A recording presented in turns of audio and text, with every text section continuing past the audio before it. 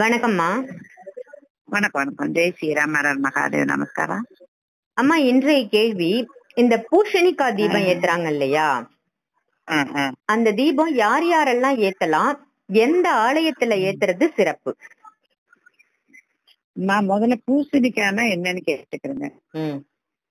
பூசணிக்காய் அப்படிங்கிறது வந்து ஒரு எரும மாடு பலி கொடுக்கறதுக்கு சமம். மாடு பலி கொடுக்குறாங்க, இது மாடு பலி கொடுக்குறாங்க இல்லையா. ஆனா இங்கிட்டு வடநாட்டுகள்ல எல்லாம் வந்து பாத்தீங்கன்னா காமுக்கியான்னு ஒரு கோயில் இருக்கு. அங்கெல்லாம் பாத்தீங்கன்னா எரும மாடே பலி கொடுப்பாங்க. ஆனா அது வந்து ஒரு ஜீவராசி, தன்னை தானே பலி கொடுக்குற மாதிரி.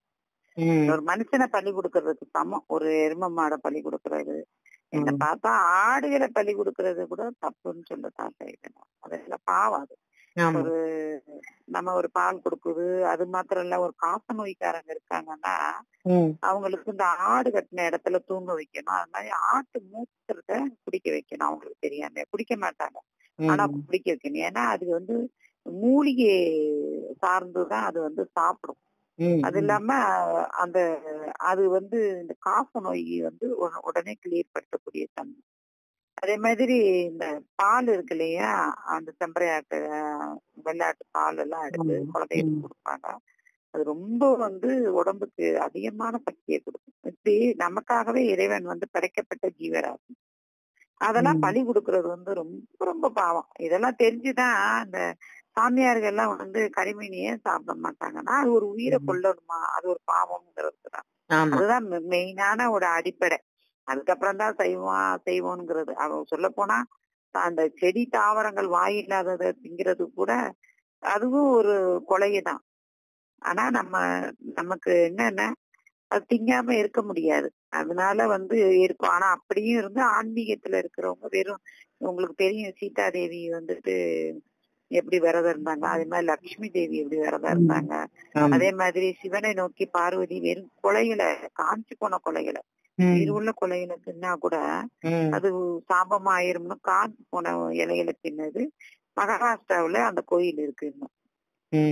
ஏன்னா இந்த இத வந்து மக்கள் வந்து இந்த பலிகளை செய்யக்கூடாது அப்படிங்கறதுக்காக இந்த பூசணிக்காய பலி கொடுக்கும் போது, பூசணிக்காயில தீபம் போடும் போது, பூசணிக்காய நம்ம இது பண்ணும்போது ஒரு எரும மாடை பலி கொடுக்கறதுக்கு சமமாட்டு. அப்ப அந்த இந்த பூசணிக்காயில யாருன்னா அந்த குழந்தை இல்லாதவங்க, அதே மாதிரி வீட்டுல வந்து தோஷங்கள் இருக்கும், பாவங்கள் இருக்கும், தீவனை இருக்கும், அவங்க முன்னேற்றம் இல்லாதவங்களுக்கு இந்த பூசணிக்காவை காலபைரவருக்கு ஞாயிற்றுக்கிழமை அதுவும் அஷ்டமி திதி, இந்த திதிகள்ல வந்து வரக்கூடிய அந்த காலபைரவருடைய இதுகள்ல வந்து பூசணிக்காவை கொஞ்சம் குழி தோண்டி நெய் தீபம் எடுத்து சிகப்பு திரி போட்டு தீபம் ஏற்றணும். இந்த திரியல் வகைகள் வந்து வேற வேறப்படும். சிகப்பு திரி இருக்கு, கருப்பு திரி இருக்கு, இல்ல அவங்கவுங்களுடைய பாவபலனுக்கு தகுந்த மாதிரி அந்த திரிகளை அமைத்து வந்து விளக்கேற்றணும். அதே மாதிரி இந்த பூசணிக்காய் டிஸ்டி எடுத்து உடைக்கும் போதும் அவங்க வந்து வீட்டுல மொத்தமா ஒரு ஜீவராசியை பலி கொடுக்குற மாதிரி. உங்களுக்கு வந்து கிராமங்கள்ல எல்லாம் போய் பாத்தீங்கன்னா இன்னும் நடக்கும். எல்லா காய்கறியும் திருடிட்டு போயிருவாங்க, ஆனா பூசணிக்காய் திருட மாட்டாங்க. ஏன்னா வயிறு ஊதி போய் அவங்க வீட்டுல பிரச்சனைகள் அதிகமா, ஒரு உயிர் கொடுக்கக்கூடிய தன்மையே இந்த பூசணிக்காய் காட்டும். ரொம்ப சிவிரா காட்டும். அதுதான் அது உண்மையிலேயே இன்னும் நடந்துட்டு இருக்கு. அது எடுத்து புடுங்கிட்டு போறவங்களுக்கு தான் தெரியும் அதோடைய தன்மை என்னன்னு. அதனால அது புடுங்கவே மாட்டாங்க. அப்படியே மருந்துக்கு தேவைப்பட்டாலும் சாமியை கும்பிட்டு மன்னிப்பு கேட்டு அந்த பூசணிக்காய்க்குரிய ரேட்டை அந்த இடத்துல காணிக்கையா வச்சு பாவ விமர்சனம் பண்ணிதான் அந்த பூசணிக்காவை அறுத்து எடுத்துட்டு வந்து செய்யக்கூடிய செயல்களை செய்வாங்க. இந்த வெள்ளை பூசணிக்காய்க்கு மாற்றம் அவ்வளவு ஒரு இது. அது மாத்திரம் இல்ல, மருத்துவ குணம் நிறைந்ததும் கூட. சுகர்ன்னு இருக்காங்களே, 3 நாளைக்கு ஒரு தடவை இஞ்சி தட்டி போட்டு அதுல கொஞ்சம் மிளகும் போட்டு மிக்சியில நல்லா அடிச்சு கொஞ்சம் எலுமிச்சம்பழம் விட்டு சாப்பிட்டாங்கன்னா சுகர், அவங்களுக்கு நல்லா சுகருக்குங்கிற அந்த இன்சுலினுக்குரிய நடக்கக்கூடிய விஷயமும் கூட. மருந்து தன்மையும் கூடியது, அதே மாதிரி மாந்திரியத்துக்குரியதும் கூட, அதே மாதிரி பலிகள் கொடுக்கக்கூடியதும் உரியது. இந்த பூசணிக்காய் இறைவன் வந்து சொல்லுவாங்கல்ல, தன்னுடைய பூ போல நம்ம வாழ்க்கையை அமைக்கக்கூடிய, வாழ்க்கையை அமைத்தி தர்றதே இந்த பூசணிக்காய் தான். ஆமா, அது காலபைரவருக்கு ரொம்ப ஒன்று. அதாவது உக்கிரமானது. காளிக்கு, காலபைரவருக்கு, உக்கிரமான தெய்வங்களுக்கு எல்லாம் இந்த பூசணிக்காவை கொடுப்பாங்க. அது வந்து பலி கொடுக்கறதுக்கு சமம். ஓகே ஓகே, புரியுது புரியுதுமா. நல்ல தகவல் இன்னைக்கு கொடுத்திருக்கீங்க, நன்றிகள்மா. அதனால வீட்டுல ஒரு விசேஷம் நடந்தாலும் சரி, வீட்டுல வந்து குரு வந்து இறந்து போனாலும் சரி, நல்லதுக்கும் சரி, எப்படி பிள்ளையார் பிடிச்சு வைப்பாங்க, நமக்கு நல்லது கெட்டது ரெண்டுக்குமே உதவும். அதே மாதிரி இந்த பூசணிக்காய் நல்லது கெட்டது ரெண்டுக்குமே உதவக்கூடியது, மருத்துவ குணம் நிறைந்தது. பூசணிக்காவை நிறைய எண்ணற்ற நோய்களை குணப்படுத்தக்கூடிய இது உண்டு.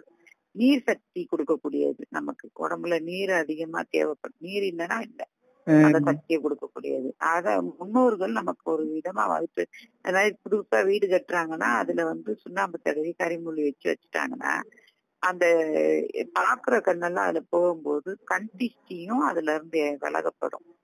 பூசணிக்காவை பத்தி சொல்றேன்னா சொல்லிட்டே போகலாம், நமக்கு டைமே இருக்காது. அவ்வளவு ஒரு அற்புதமான ஒரு செயல்கள்.